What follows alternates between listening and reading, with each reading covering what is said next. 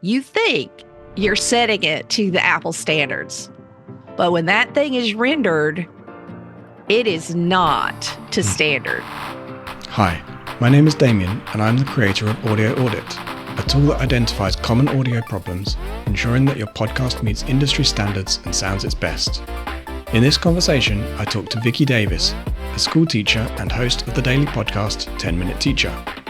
She's been podcasting for well over a decade, so I hope you gain as many insights as I did. Let's get on with it.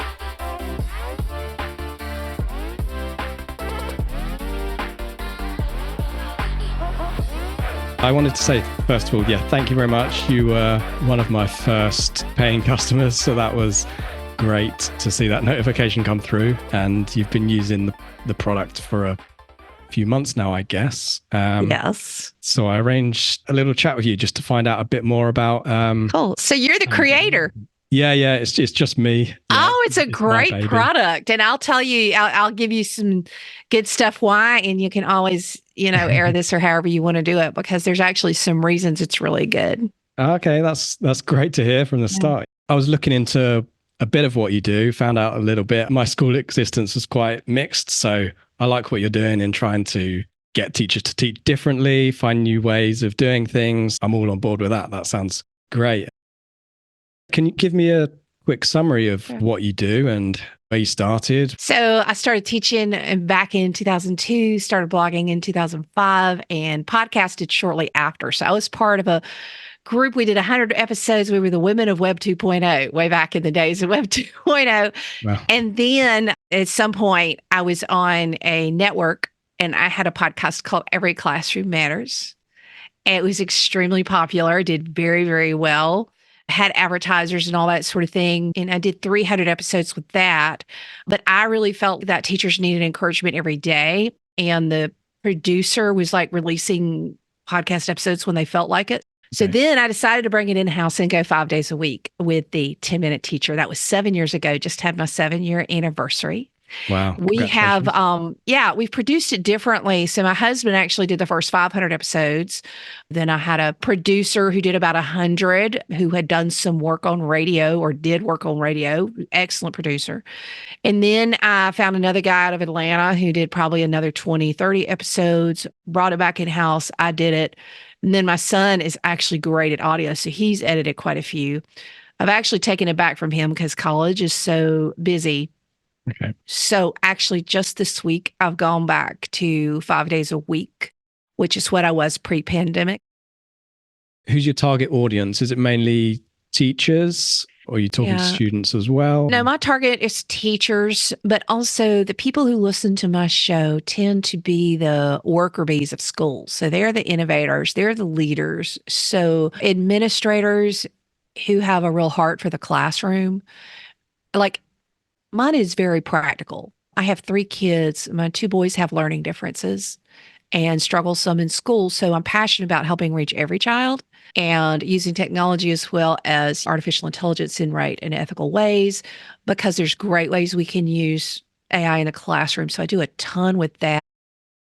The people who listen to my podcast tend to be people who want practical ideas. And I know you asked about stats. So I have 831 episodes. I've had over 7 million downloads, and each episode runs between 7,000 to 20,000 listens. So if you do that division, it's like 8,000 something per episode. But, when I started, it was like 300 or 400 per episode.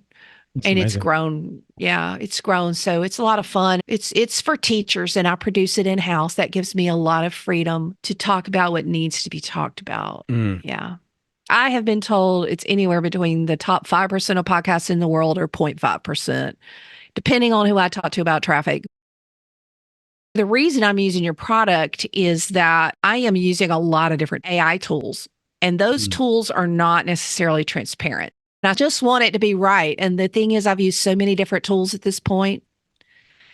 You think you're setting it to the Apple standards, but when that thing is rendered, it is not to standard. Like, that is ridiculous. So my workflow right now is Riverside AI editing. Okay. So originally I was Adobe Premiere Pro, AI editing, being able to edit the text, right? Because it just saves you so much time. Mhm. But there were issues in doing it in Premiere Pro. So I'm doing it in Riverside right now, but then I pull it into Premiere Pro, add my bumpers, do my stuff. And then I go to Alphonic. Oh, Okay. yeah. Yeah. Now, my issue is that even though I tell Alphonic that I want to do it at, I think it's like, it's either -16 or -14 left. So when I run it through your system, it says it's too quiet. It's at 18.2. Mm. And that blows my mind. And it's like, what is going on here? So I have been using a multiple of tools trying to figure out my Mm. workflow as everything's changing because of AI. And you cannot trust any of those settings. Like I can't trust Premiere Pro. I can't trust any of them to accurately do what they say they're doing. Quality has just been changing in the tools in the past year since AI came out. I think because a lot of people are kind of trusting the algorithms and the humans aren't verifying what's happening. Like your show should be consistent. I do not have the time to sit there and figure out if every tool does what it says it's doing. Yeah, that's interesting. I like what you said about it basically is giving you the freedom to move around between tools and always be on top of what's the best for the job. Yeah. But it gives you that sense of security. Because things are changing so rapidly. And then the other thing is that I also can't trust myself. So sometimes I forget things, right? And I adore how it just double checks everything. It's like an insurance policy on the quality because if you turn out a bad quality, not only are you penalized in the Apple algorithms, but you have completely wasted your time on that podcast. You've completely wasted your time. So why would you even not audit the quality of your people who are working for you or yourself or your tools, like, or even your host? Like, why would you do that? I guess for me, it's just an investment in something that is very important to me. You've already invested the time to record it and to edit it or get someone to edit it. It's interesting that your main thing is then the loudness, and that's actually what caused me to build the tool in the first place because I was decorating and getting really annoyed having to change the volume up and down with my hands covered in paint. See, that's a great story. The other thing is a lot of people listen to the show with their headphones on, working out or walking. And when they do that, it's not just a nice to have to be consistent. You could really hurt their eardrums if you have a really quiet show that they've turned up and then you have a really loud show. I've struggled with hearing problems for quite some time, and I'm actually right now dealing with a ruptured eardrum. So having a consistent level on your show is respectful of your listeners and respectful of their ears.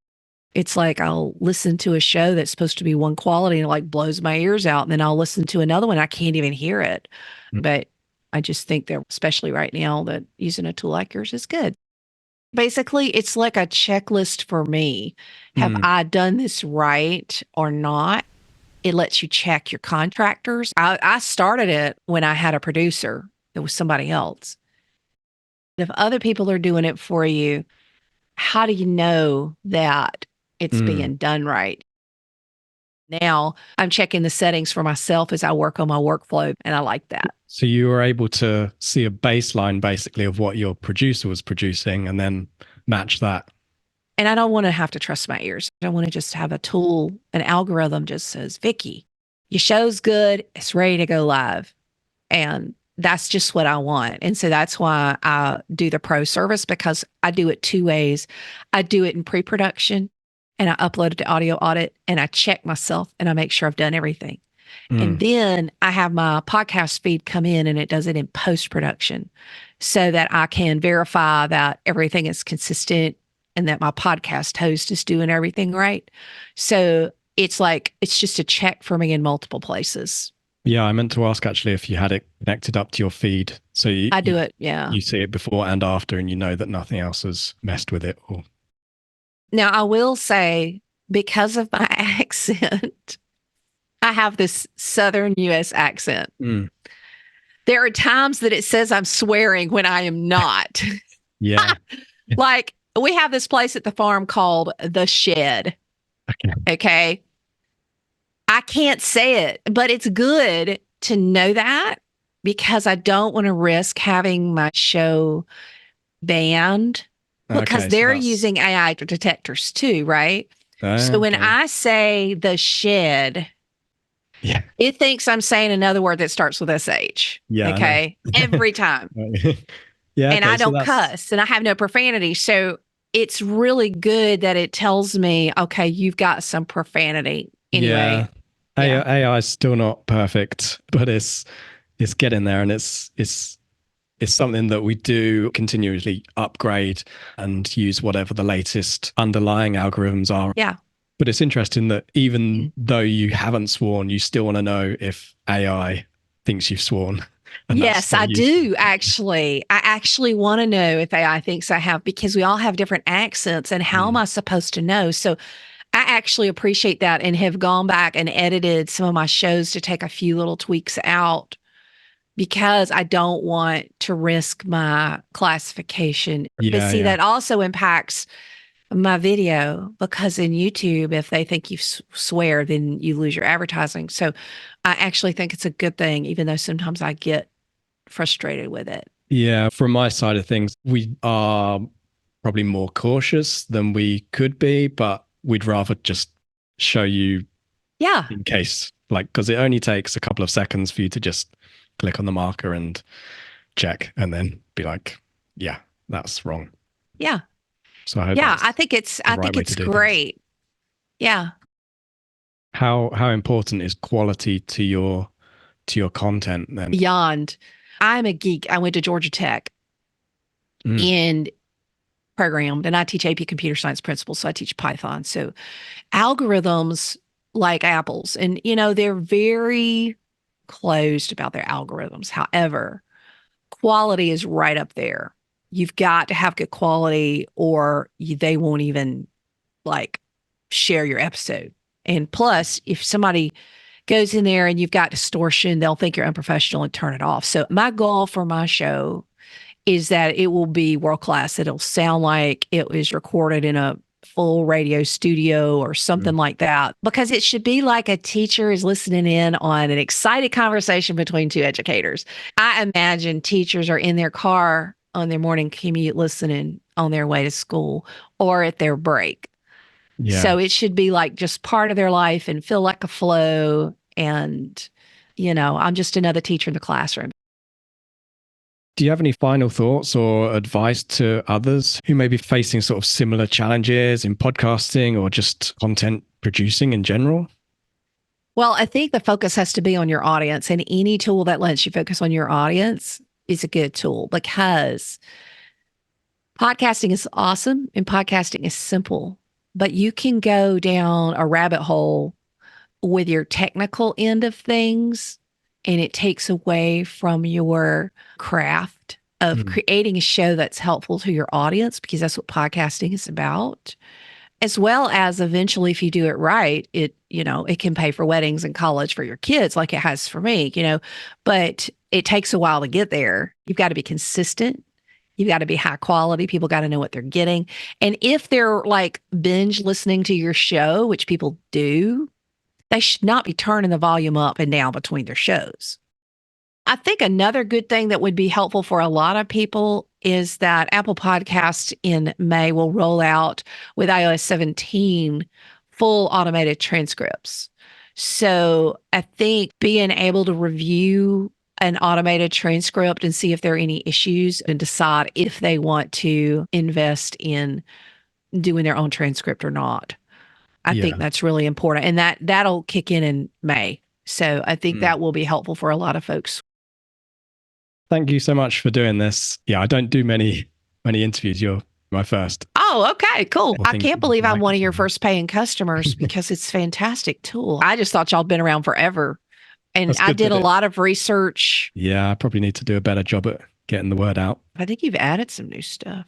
Yeah, I do try to do things regularly. I've still got a massive list of things I want to add, but I'm always Yeah. keen to hear if you've got any ideas. Well, thank Great. you for having me. And let me know when you've got it. Shoot me an email. Great. Thank you. Okay. Have a good Have rest a of your good one. day. Bye. Okay. Bye.